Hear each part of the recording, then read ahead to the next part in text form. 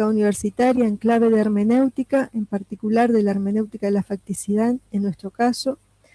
Y esto se trata de una exploración en esta vía que entendemos muy necesaria, la vía hermenéutica, y más acompañada por la generosidad de esta comunidad, que nos brinda estas posibilidades de comprensión a la facticidad.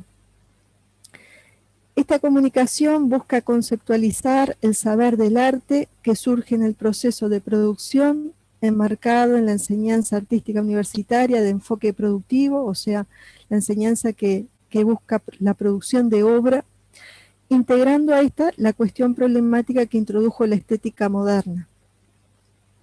Forma parte de una investigación en el marco del doctorado en educación, en la que indagamos en la relación con el saber en el proceso productivo del estudiante universitario de arte visual en el Instituto Escuela Nacional de Bellas Artes de la Universidad de la República en el Uruguay.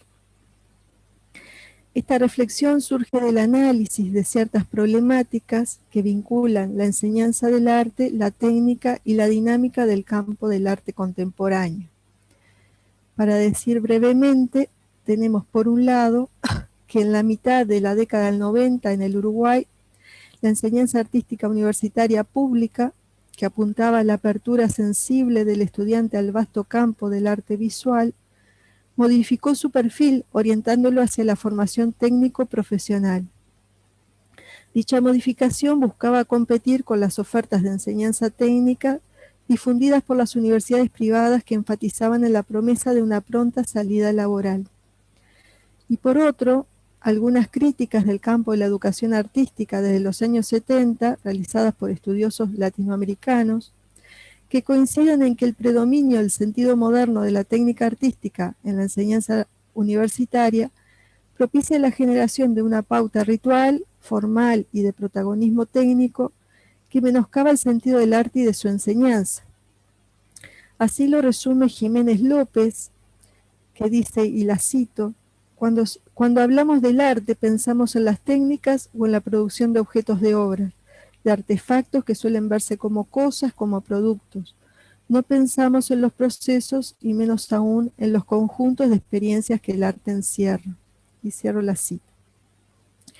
En este sentido nos proponemos reflexionar sobre el sentido del saber productivo del arte visual, distinguiéndolo de la técnica artística.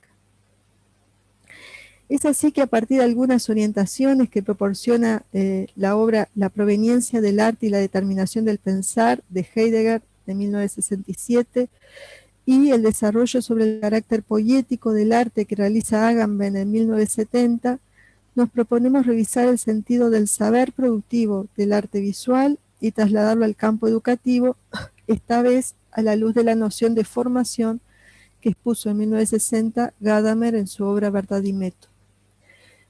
Esta noción nos permite corrernos del psicologicismo propio del campo del aprendizaje y de su recueste conductual. Heidegger, en su conferencia de 1967, plantea como propuesta dar un paso atrás, retroceder con el pensamiento sin negar los procesos históricos en donde se enmarca la subjetividad moderna, para involucrar lo que al comienzo del pensar del Occidente tuvo que quedar impensado pero nombrado, como sucedió con el término de Tecné. En esta vía señala que Tecné entraña un hacer determinante guiado por un comprender, y lo cito. Porque el arte como Tecné se basa en un saber y porque tal saber debe ser conducido hacia aquello que, siendo invisible, le señale su figura y le dé su medida, llevándolo primeramente a la visibilidad y perceptibilidad de la obra. Es debido a esto que una mirada previa en lo aún no avistado, hasta aquí, precisa de un modo distinguido de la visión y de la claridad. Cierro la cita. Desde tal lectura, la obra de arte es aquello no disponible para el hombre porque es lo que se oculta por sí mismo. Precisamente esta cualidad ilumina la situación del arte en nuestra contemporaneidad y nos dispone a corrernos de una lectura formal y atender a aquello que justamente no se deja planificar, controlar, calcular. Así, Tecné es mucho más que una expresión del desarrollo de la cultura, pues produce verdad y funda un modo de ser en el mundo. En esta línea, Agamben desarrolla su crítica sobre la estética disciplinar y la analítica trascendental kantiana, en la que tomamos dos puntualizaciones. La primera es que la estética disciplinar le exige al arte el olvido de su esencia, pues en vista de cómo se caracteriza el juicio del gusto, que es un placer sin interés, una universalidad sin concepto, una finalidad sin fin y una normalidad sin norma, y lo cito, nuestra apreciación del arte empieza necesariamente con el olvido del arte. Cierro la cita. Y dicho olvido, que es el fundamento de la obra de arte, exige nuestra atención. Y desde esta perspectiva, la verdad del arte se basa en el postulado de un libre principio creativo formal que se encuentra en la obra, que difiere justamente a cómo se concebía en la antigüedad, la lestía en el sentido de desocultación. La segunda puntualización que tomamos de Agamben, cuando él sigue a Nietzsche, que discute la concepción de lo bello como placer desinteresado y la noción de sensibilidad, aesthesis, ligado únicamente a lo bello, en la que problematiza de esta manera la orientación que imprime dicha estética al obrar artístico, concentrada en la ubicación del espectador frente a la obra, sin considerar la del artista en su proceso productivo. De esta manera la obra es tratada como un objeto, con un valor en sí y por ello coleccionable, a la vez que postula una experiencia desinteresada del placer, dejando por fuera el interés del artista por su obra y a su experiencia inquietante. Ahora bien, al orientar de este modo la comprensión del arte, dicha estética produce un desgarro en la relación entre el artista y la obra, dejando a cada uno en ámbitos separados. Por un lado, el artista queda sujeto a su subjetividad como lugar de verdad, y por el otro, la obra queda bajo la regla del principio creativo formal, reduciéndola a forma para quien la ve. Esto conduce a que se le exija al artista que se posicione como espectador para entablar un vínculo con ella, es decir, que mantenga distancia afectiva, para poder juzgarla según principios formales, objetivos que se encuentran por fuera de su relación primera.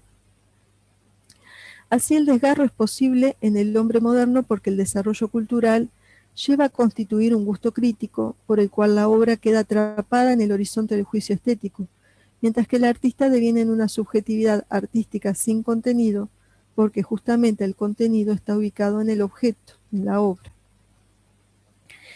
En este sentido, para Agamben, una alternativa es que el artista viva este principio creativo formal como un contenido propio, esto es, hacer suyo lo que rige por fuera de su relación con la obra, y haga del desgarro una experiencia fundamental.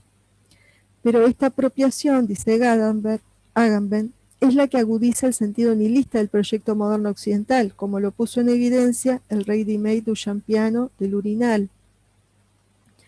En efecto, el ready-made, esta obra de Marcel Duchamp, al ser francamente un objeto no artístico, pues es un urinal, puesto a fuerza en la esfera del arte, genera extrañeza sobre el principio formal.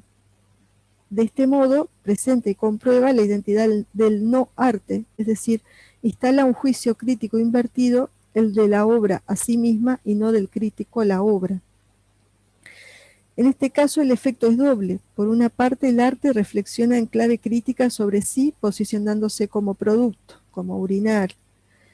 De esta manera desplaza el lugar de la crítica, pues si la obra puede dar cuenta de sí, entonces la crítica deja de poseer la función del logos del arte y debe situarse en otro lugar. Por ejemplo, dice Agamben, en los esquemas conceptuales de la teoría de la comunicación. Y por otra parte, la obra de arte queda identificada con el no arte, es decir, con el mero producto. Ahora bien, Agamben defiende que el carácter poético del arte, por el que se instala un mundo posibilitando que algo que antes no estaba cobre presencia y sea, pierde su fuerza en la época moderna al concebirse principalmente como práctica. Porque la práctica, es decir, el hacer del hombre en la manifestación de una voluntad productora de un efecto concreto, es un ámbito distinto al del arte como tecné, señala Agamben. Y es justamente este giro el que entraña una crisis que se expone a través de las propuestas artísticas que surgen desde los años 60 del siglo pasado, y que lo vimos antes con Duchamp en el 17. En esta ocasión nos concentramos en el sentido de poiesis, en su contraposición con el de práctica y experiencia que presenta Agamben en esta obra del 70, porque posibilita una mayor comprensión sobre el proceso productivo del estudiante, como veremos a continuación. La poiesis es la condición productiva del hombre, y la naturaleza de la producción es la de la instalación, pues el ser adviene del no ser, esto es, asume una figura por la que entra en presencia, y como desocultamiento es una forma de verdad, por lo cual la obra de arte es ser como resultado de este movimiento.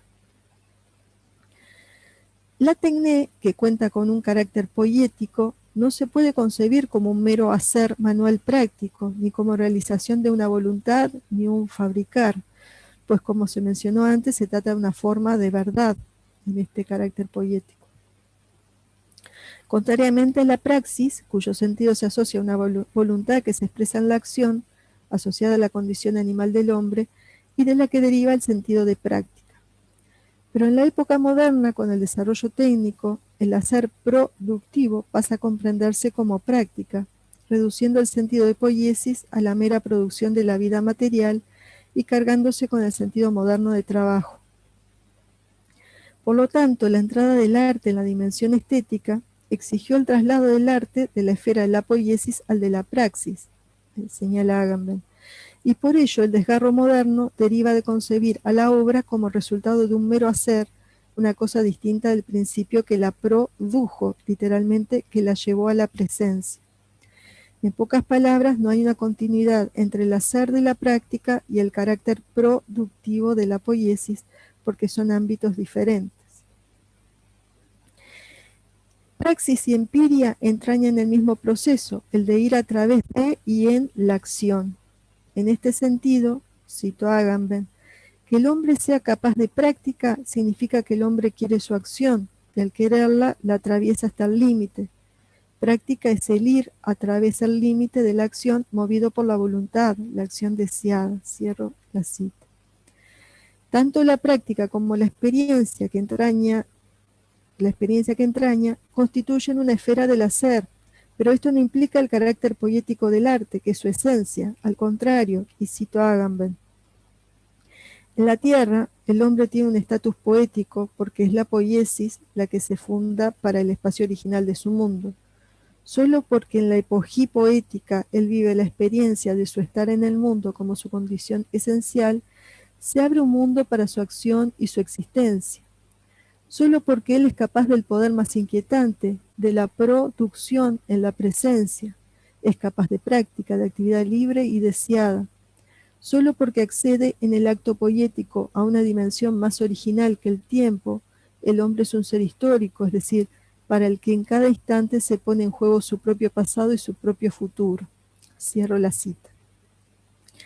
En resumen, estos 3 puntos nos llevan a considerar el carácter poético del arte, que no se sitúa en la práctica ni en la experiencia del hacer, sino que implica un saber que se juega en el advenir de la obra, y dicho saber es del orden del desocultamiento, por el que da lugar a una verdad, es productivo y tiene un carácter instaurativo.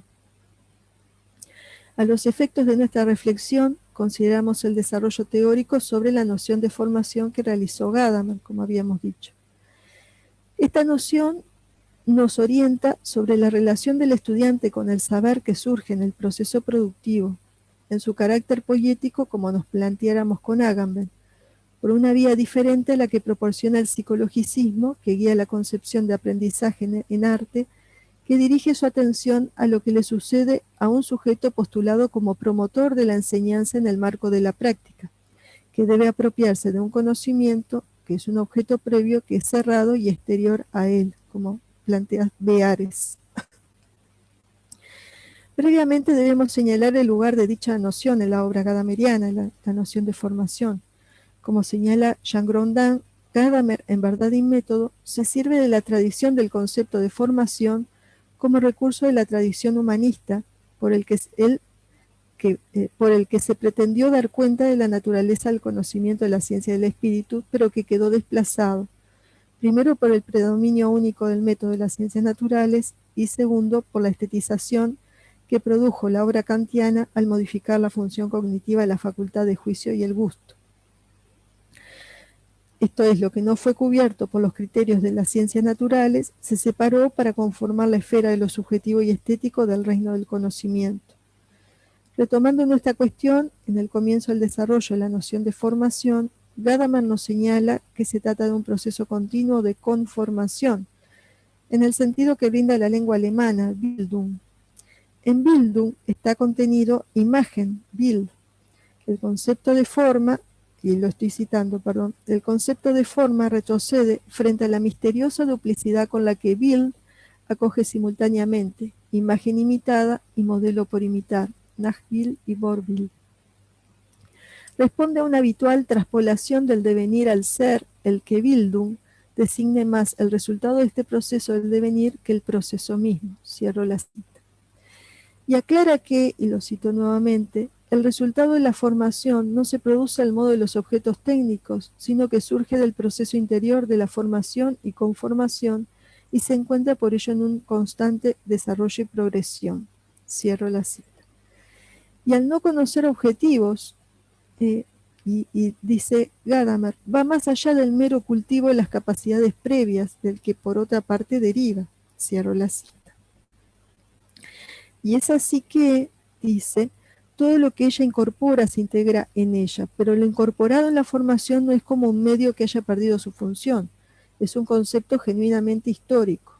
Cierro la cita. Y en este sentido está estrechamente ligada a las ciencias del espíritu. Sobre esta base nos interesa recuperar algunas ideas que presentan su desarrollo filosófico. Siguiendo a Hegel, plantea que la formación implica el ascenso de lo particular a la generalidad, que es una tarea puramente humana y que se constituye en un movimiento de enajenación y apropiación, esto es, en un retorno a sí, y lo cito, al reconocer en lo extraño lo propio y hacerlo familiar.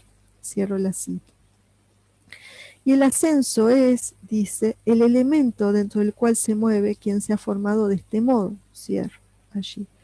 Pero no en cuanto al logro del saber absoluto hegeliano, sino en el sentido de sensibilidad y tacto artístico, retomado y revisado de las ideas de Helmholtz, que no son dotaciones naturales, sino conciencia estética o histórica, porque, y abro cita, el que todo esto implique formación quiere decir que no se trata de cuestiones de procedimiento o de comportamiento, sino del ser en cuanto devenido, que es al mismo tiempo una manera de conocer y una manera de ser. Cierro la cita. Por ello remarca que dicha generalización no es la que provee el concepto ni la razón, sino que el ascenso radica en la inhibición del deseo personal en pos de ganar libertad respecto al objeto y a la objetividad. Por lo que cada individuo en su camino de formación supera la naturalidad y se introduce en el mundo, y lo cito, conformado humanamente en lenguaje y costumbres. Este movimiento, al incluir otros puntos de vista, favorecido por la distancia afectiva, la mesura, la distancia de sí mismo, lleva al individuo a mantenerse abierto hacia lo otro, que lleva a una comprensión integral profunda de sí y de su cultura. Entonces, aquí vale una aclaración, porque si bien hay una parte de la noción de formación gadameriana que colabora en la comprensión de lo que sucede en la relación con el saber productivo en el marco educativo, como hemos observado en la exploración de campo, no logra cubrir otros aspectos que también se presentan, pero que quedan por fuera de los fenómenos de la voluntad. Al conversar con los estudiantes sobre sus procesos productivos, fue muy habitual encontrarnos con situaciones de angustias, duelo, olvidos e incluso liberaciones emotivas sin motivación evidente. Esto nos lleva a la pregunta por el lugar de estas situaciones que forman parte del ser, en el devenir y en la facticidad, en este marco que nos provee también la obra hermenéutica, y seguir profundizando en esta hermenéutica gadameriana para poder comprender un poco más la situación de estos emergentes. No obstante, rescatamos el énfasis en lo procesual y la conformación permanente del ser en su devenir, en el encuentro hermenéutico, enmarcado en la cultura, la historia y las vivencias individuales y colectivas. Para finalizar, en esta vía hemos visto el carácter poético del arte que al encontrarse por fuera del ámbito de la práctica, lo aleja de ser un mero hacer técnico y que también implica un saber que se juega en el advenir de la obra, en la desocultación que da lugar a una verdad instauradora. En este sentido, dicho carácter embarca al productor en un proceso esforzante e inquietante que en el marco de la formación implica un salto hermenéutico de las condiciones de la especificidad del conocimiento hacia la órbita del humano, el sentido colectivo, cultural. Este recorrido nos llevó, por un lado, a atender los efectos de la concepción estética moderna con respecto al carácter productivo del arte y a la formación artística, que exige corrernos de sus postulados si queremos situarnos en la relación del productor con su proceso productivo. Y por el otro, a reconocer que la formación excede el cultivo de una capacidad, de cuestiones de procedimiento, de comportamiento, pues se trata del movimiento del ser en cuanto devenido que lleva a la recepción de lo otro y a un retorno a sí. En esta clave consideramos necesario cambiar el punto de vista psicologicista de la enseñanza artística, y esto nos exige un doble movimiento. Por un lado, desplazar nuestra atención de la confección del objeto enmarcado en una práctica y experiencia, y dirigirla hacia la situación abierta y dinámica que ocurre en el proceso productivo. Y por el otro, del estudiante como ego patrocinador de la enseñanza, trasladarnos a la relación hermenéutica que surge en el proceso productivo. Por allí era la comunicación. Muchísimas gracias a todos.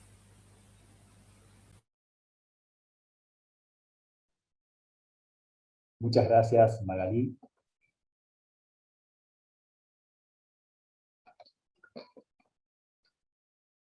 Seguidamente, la ponencia Tiempo e Imaginación, una lectura analógica entre Kant y Borges, estará a cargo de Pablo Martín Meyer.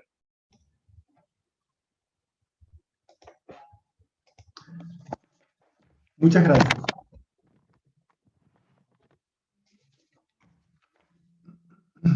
Bueno, en este trabajo